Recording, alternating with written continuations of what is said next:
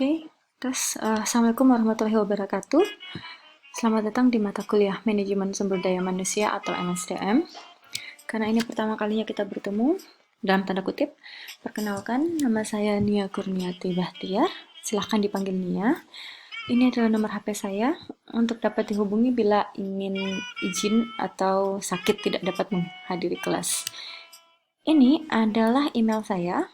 Email ini digunakan untuk mengumpulkan semua tugas-tugas untuk mata kuliah ini. Ini alamat website, akan saya jelaskan berikutnya. Seperti yang saya katakan tadi, karena ini pertama kali saya mengajar di kelas kalian. Jadi sedikit tentang saya. Ini ada educational background. Saya menyelesaikan pendidikan di Universitas Hasanuddin Makassar, jurusan Marketing Management. Lalu saya juga menyelesaikan pendidikan S1 di STIMI Karisma, juga Makassar, dengan jurusan Information System Management. Dan yang terakhir, selesai di 2017 akhir di University of Birmingham, UK, Management Entrepreneurship and Innovation. Oleh karena itu, konsentrasi saya dan spesialisasi saya ada di Entrepreneurship and Innovation. Ini kita dengan sangat cepat aja, ini adalah work experience since like 10 years ago, teacher coordinator in Makassar. Setelah itu berkeinginan untuk berdiri sendiri dan membuka gerai mainan edukasi di Magelang, berpindah ke Kupang untuk menjadi teacher dan juga pendiri dari Essential English. Ini adalah kursus bahasa Inggris. Lalu berpindah dari Kupang ke Birmingham, bekerja sebagai fundraiser at British Heart Foundation and Macmillan, and also people assistance and event assistant at PEMS People, before going back to Indonesia sebagai management lecturer di kampus kita. Skip for all about me. Ini adalah agenda kita di manajemen sumber daya manusia. Ada overview MSDM, meliputi tujuan, tugas, struktur, integrasi sampai MSDM 4.0. And also ada peran dan fungsi MSDM. Dan lagi-lagi diintegrasikan di peran dan fungsi MSDM 4.0. Lalu analisis pekerjaan, langkah-langkah hasil manfaat analisis pekerjaan tersebut, perencanaan, rekrutmen, and kita akan membahas undang-undang pelatihan dan pengembangan karyawan. Ini adalah agenda kita sampai UTS nanti. Reference booknya ada 4. Yang pertama adalah Human Resource Management. Maaf, saya tidak mencantumkan gambarnya. Ternyata saya lupa. Itu punyanya Mattis and Jackson 2009. Ada juga punya Anthony 2010.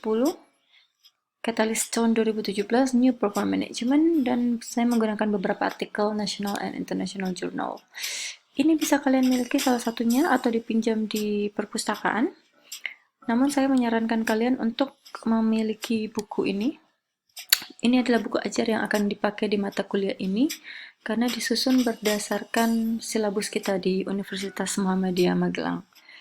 Tidak wajib, silakan bila tidak ingin dibeli, tapi disarankan untuk memiliki untuk sebagai bahan. Jadi pilihannya antara ini atau mungkin meminjam 4 buku ini.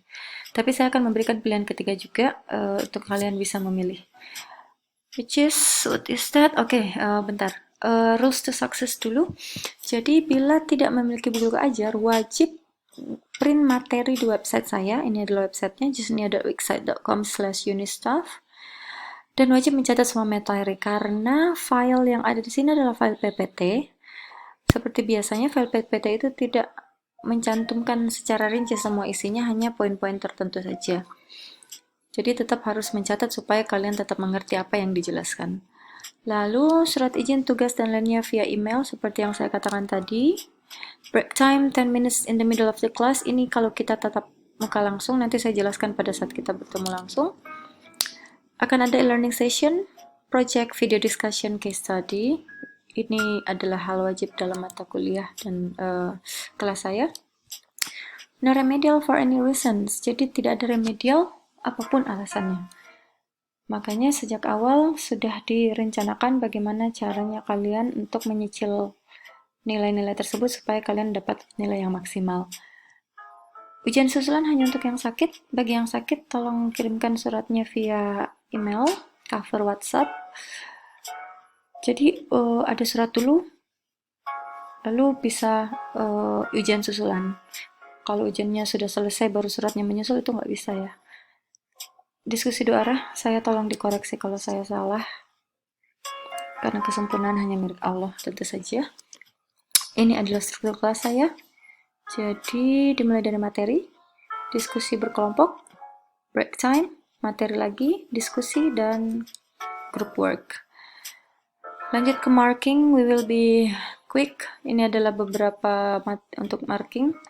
Group work 25%, ini yang kita kerjakan tiap pertemuan di kelas. Group homework adalah pekerjaan yang dibawa pulang ke rumah.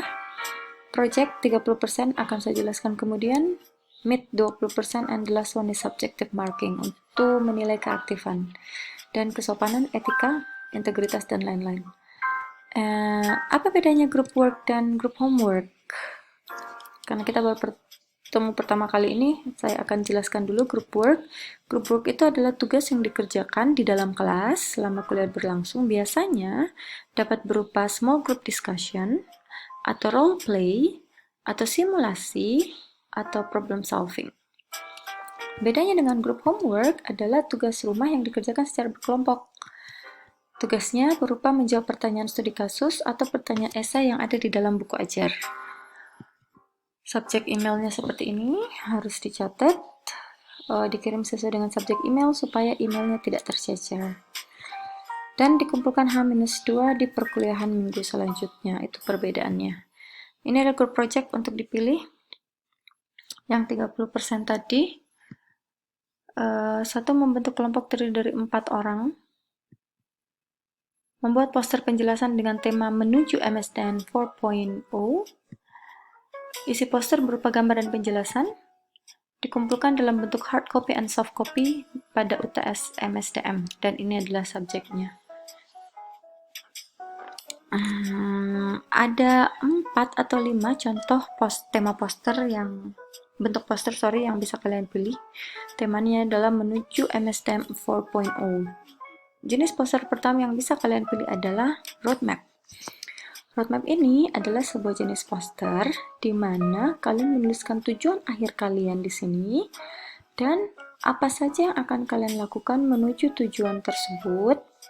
Bisa langkah-langkah, bisa hambatan, bisa spesifikasi khusus, ataupun bisa juga step by step. Yang intinya menuju MSDM 4.0 tadi. Pilihan poster yang kedua ada explainer poster. Explainer poster itu adalah seperti ini, poster penjelasan di mana kalian mengkombinasikan antara penjelasan dan gambar-gambar, terutama data-data. Jadi bentuknya seperti ini. Cause and effect poster itu seperti ini ya. Tujuannya ditaruh di sini, menuju MSDM 4.0. Kaosnya apa? Apa alasannya harus menuju MSDM 4.0? Contohnya, untuk terus mengikuti perkembangan zaman. Terus efeknya apa? Efek dari kaos ini atau alasan ini adalah supaya terus bisa berkompetisi dengan negara lain. Lalu dibuat lagi kaos effect, kaos effect, kaos effect. Step by step hampir sama dengan roadmap, tapi ini hanya khusus untuk langkah-langkah saja untuk menuju MSDM 4.0. And then the last one, ini pilihan yang lainnya. Jadi di sini kalian tulis tujuannya menuju MSDM 4.0. Kalau iya, apa langkah-langkahnya? Kalau tidak, apa langkah-langkahnya? Pilihannya apa saja dan hasil akhirnya seperti apa? Oke, ini adalah contoh marking saya. Group homework, group work, group project, UAS total nilainya seperti ini. Oke, I think that's all untuk kontrak kuliah. Silahkan kalau ada